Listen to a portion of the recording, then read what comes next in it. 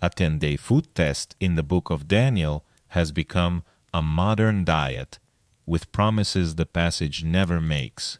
Some call it the first controlled nutrition experiment, while others market it as a shortcut to weight loss and healing. But Daniel was not counting calories, optimizing biomarkers, or designing a cleanse for people living 3,000 years later. He was a displaced young man navigating loyalty, power, identity, and survival inside the court of a conquering empire. To understand what those 10 days really did, we must separate the biblical account from the modern program built around it. The result is more compelling than a miracle menu, because the story is about discernment under pressure. Welcome to Biblical Wellness HQ, where ancient wisdom meets modern science without turning scripture into medical advertising. Today we will follow Daniel chapter 1 from Jerusalem to Babylon, then examine the famous test on its own terms. We will ask what the food probably included, why Daniel refused the royal provision, and what the 10-day comparison could establish. Then we will examine modern Daniel fast research, its limitations, and the people who should not improvise a restrictive plan. By the end, you will have a practical principle to use without pretending that one ancient episode is a prescription. That distinction protects both the integrity of the biblical text and the health of the person reading it. Daniel chapter 1 opens with political defeat, not with a peaceful conversation about healthy eating. Jerusalem has come under Babylonian power, sacred vessels are removed, and selected young Judeans are taken into royal service. The story presents Daniel, Hananiah, Mishael, and Azariah as talented captives, being prepared for an imperial administration. They are offered education, new names, palace provisions, and a future that depends upon adapting successfully. Every benefit carries a quiet cost, because the court is reshaping how these young men speak, work, and identify themselves. Food enters this story as one part of a much larger program of assimilation. The trainees were expected to learn the literature and language of Babylon over a period of 3 years. Their daily food and wine came from the king's own provision, making the meal both privilege and instrument of dependence. Refusing that allocation was therefore more complicated than declining an unhealthy buffet at a modern conference. It could appear ungrateful, disloyal, ritually dangerous, or simply disruptive to an official responsible for their condition. The chief official feared that the king would see them looking worse and hold him personally accountable. Daniel's proposal had to respect that danger while preserving the conviction he had resolved to keep. The text says, Daniel resolved not to defile himself with the royal food and wine, but it does not provide one simple explanation. Possible concerns include prohibited meats, improper preparation, food associated with royal or religious practices, and participation in the king's table. Wine itself was not universally forbidden in Israelite life, which warns us against reducing the issue to one demonized ingredient. The passage also does not say the royal menu was medically toxic, or that every person eating it became unhealthy. Readers may weigh the possibilities differently, but the narrative emphasis is unmistakable. Daniel draws a boundary of faithfulness. That boundary belongs first to his covenantal and political situation, not to a universal list of forbidden modern foods. Daniel does not insult the official, condemns other trainees, or demand that everyone adopt his choice. The account says God gave him favor and compassion, and Daniel responds with a practical, limited proposal. He asks for a 10-day test, rather than claiming that his appearance will certainly prove a nutritional law. The official's risk remains visible, so the arrangement is handled through the guard assigned to the 4 young men. This is negotiation under authority, combining conviction with prudence instead of theatrical confrontation.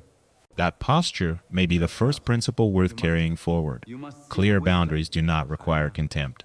Many English Bibles translate Daniel's requested food as vegetables, while older translations often use the word pulse. The underlying term can indicate foods grown from seed, leaving a broader range than leafy vegetables alone. The meal may have included legumes, grains, seeds, or other plant foods available through the palace supply system. The text does not give a recipe, portion, meal schedule, seasoning list, or precise nutrient composition. It also does not mention modern additions commonly found in Daniel fast plans, such as smoothies, packaged substitutes, or branded supplements. Any detailed menu presented today is a reconstruction, not a recovered biblical meal plan. Daniel requests water in place of the wine assigned from the royal table. Within the narrative, this makes the alternative easy to supervise and clearly distinct from the king's provision. The choice does not prove that all wine is inherently poisonous, or that water alone produces spiritual clarity. Nor does it establish a modern hydration protocol because the passage records no quantity, climate exposure, or medical condition. Water is simply part of the observable arrangement the guard agrees to test. Once again, the text is specific enough to tell the story, but too limited to support a universal wellness formula. The proposed period is 10 days, short enough to limit the official's risk and long enough to permit observation. Daniel asks the guard to compare their appearance with the appearance of the young men eating the royal food. The standard is visual condition, not laboratory blood work, body composition, blood pressure, glucose, cholesterol, or long-term disease outcomes. No baseline measurements are reported, and the account does not describe random assignment or identical living conditions. The guard can decide what to do based on what he sees, which makes the arrangement practical rather than scientific by modern standards. Calling it a test is accurate. Calling it a clinical trial is not.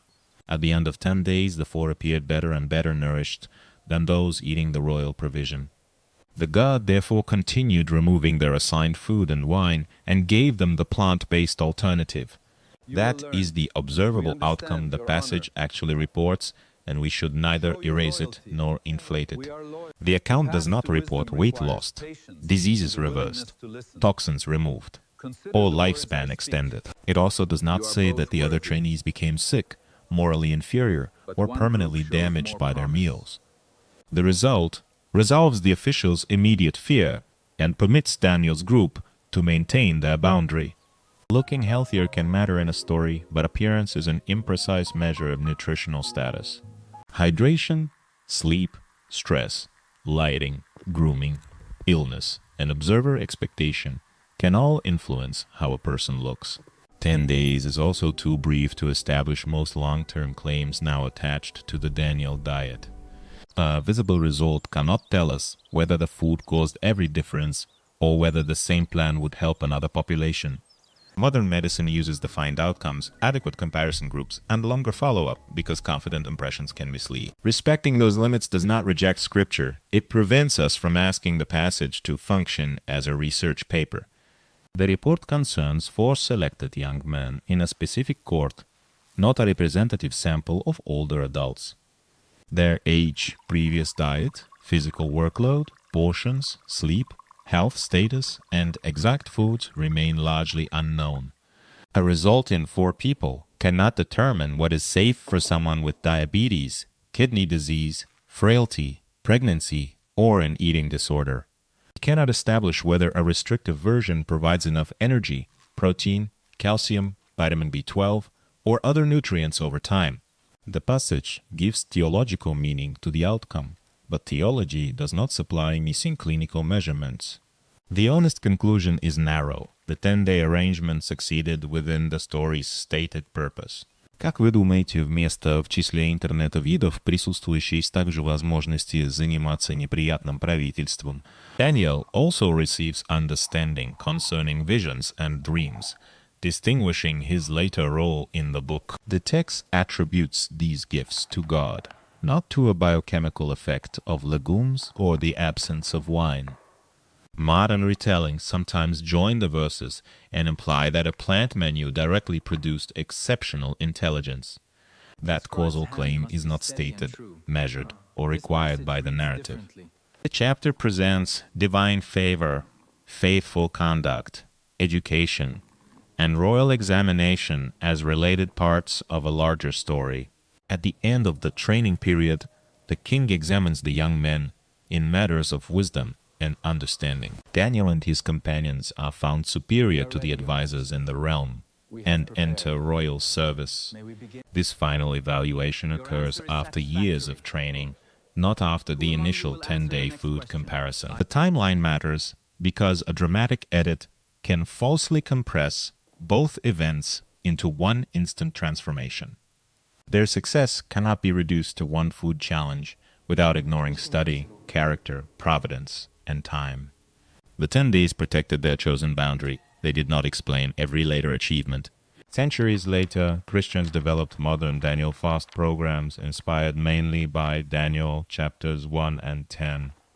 These programs commonly exclude animal products, alcohol, sweeteners, refined foods, and heavily processed products for a defined period. Rules vary widely between churches, books, websites, and commercial plans because Scripture supplies no standardized modern protocol. Some people approach the practice primarily as prayerful discipline, while others market it chiefly for physical results.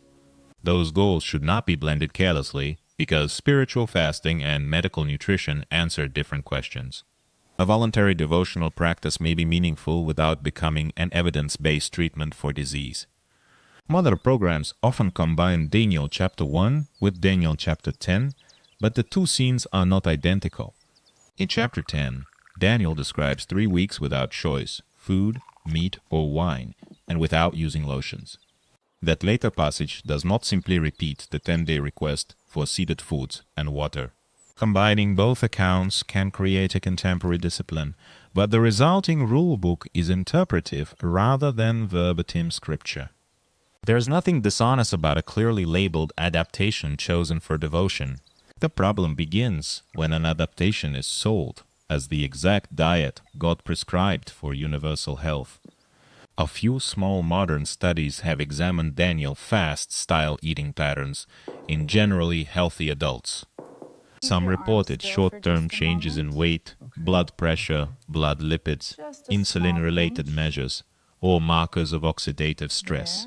These findings are interesting because the programs often replace highly processed foods with legumes, vegetables, fruits, nuts, and whole grains. However, small samples, short durations, self-selection, and limited control groups make the results preliminary. Participants may also change total calories, sodium, alcohol intake, sleep, community support, and food preparation at the same time. The studies cannot prove that a uniquely biblical mechanism caused every observed change. Many foods allowed in common Daniel fast plans fit familiar principles of nutrient-dense plant-forward eating. Legumes provide fiber and plant protein, while vegetables and fruits contribute varied micronutrients and phytochemicals. Whole grains, nuts, and seeds can add fiber, minerals, unsaturated fats, and satisfying texture. Replacing sugary drinks, frequent alcohol, and highly processed snacks may improve overall dietary quality for many people. Those mechanisms are ordinary nutrition, not evidence that the biblical number 10 activates a special metabolic pathway. A plan can have sensible features while its strongest promotional claims remain unsupported. Plant-based eating can supply adequate protein, but adequacy depends on food choice, quantity, appetite, and total energy. Older adults often need particular attention to protein distribution because preserving muscle becomes more difficult with age. A plate containing only salad, fruit, and a little bread may fall far short of that need. Beans, lentils, soy foods, nuts, seeds, and suitable fortified foods must be planned rather than merely permitted. People with low appetite, unintentional weight loss, or frailty should not assume that a restrictive fast is harmless. For them, maintaining nourishment may take priority over following an internet version of Daniel's menu. Longer vegan-style plans require attention to vitamin B12 because reliable natural plant sources are limited. Calcium, vitamin D, iodine, iron, zinc, Omega-3 fats and total energy may also deserve individual planning. 10 days and several months are not nutritionally equivalent, so duration changes the risk calculation. A well-designed plant-based pattern can be adequate, but a narrow collection of vegetables and juice is not automatically balanced. Supplements should be based on need, diet pattern, laboratory findings, and professional guidance, rather than spiritual anxiety. The biblical story never asks readers to prove faith by ignoring signs of deficiency. People using insulin or medicines that can cause low blood sugar need special caution when changing meal timing or carbohydrate intake. Suddenly, eating less, skipping meals, or removing familiar carbohydrate sources can alter glucose patterns and medication requirements. A devotional goal does not protect someone from hypoglycemia, dehydration, or dangerous medication mismatch. Kidney disease may also require individualized limits on potassium, phosphorus, protein, sodium, or fluid. Anyone with significant medical conditions should discuss a restrictive fast with a qualified clinician before beginning. No one should stop prescribed medication because a diet carries a biblical name. Pregnant or breastfeeding people, children, underweight adults, and people recovering from illness have higher nutritional demands. A history of eating disorders is another strong reason to avoid rigid food rules without specialist support. Chewing problems, digestive disease, food allergies, and limited finances can make popular menus impractical or unsafe. Religious communities can support people by offering non-food forms of participation, rather than treating exemption as spiritual failure. Compassion is consistent with the story's concern for real people living under real constraints. A safe practice respects both conscience and the body's legitimate needs. If your clinician considers it appropriate, a 10-day reflection can focus on addition before severe restriction. Build meals around the vegetables, beans or lentils, whole grains, fruit, nuts, seeds, and adequate protein for your needs. Reduce heavily processed snacks and excess alcohol without pretending that one imperfect meal defiles your body. Keep portions sufficient. Drink according to your medical needs, and observe energy, hunger, digestion, mood, and glucose when relevant. Use the period for prayer, gratitude, and attention, rather than competition over who follows the hardest rules. At the end, retain sustainable improvements instead of celebrating deprivation and immediately rebounding. The most useful modern experiment is not whether you can imitate an uncertain ancient menu perfectly. It is whether a carefully planned pattern helps you eat more nourishing foods with peace, consistency, and adequate energy. Change one major variable at a time when possible, because replacing everything simultaneously makes reactions hard to interpret.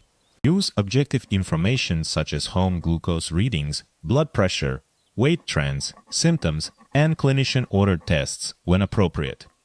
Do not treat temporary discomfort as proof that toxins are leaving or that the plan is spiritually working. A responsible experiment includes a stopping rule when health, medication safety, or disordered thinking begins to deteriorate. Daniel's 10 days created a limited, observable path through a dangerous conflict at the royal court. The test reassured the guard that the 4 young men would not visibly deteriorate under the alternative provision. It allowed them to preserve a chosen boundary without forcing that boundary upon everyone around them. Within the biblical narrative, the favorable result accompanies divine favor and the faithful identity of displaced young men. The episode demonstrates courage, prudence, and trust far more clearly than it demonstrates a universal nutrition protocol.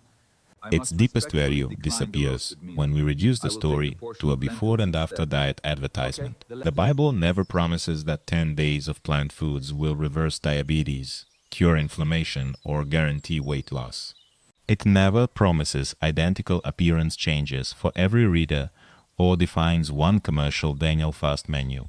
It never says that animal foods are universally defiling, that wine alone caused the comparison, or that restriction produced wisdom. It never authorizes believers to replace medication, professional care, or adequate nourishment with confident spiritual slogans.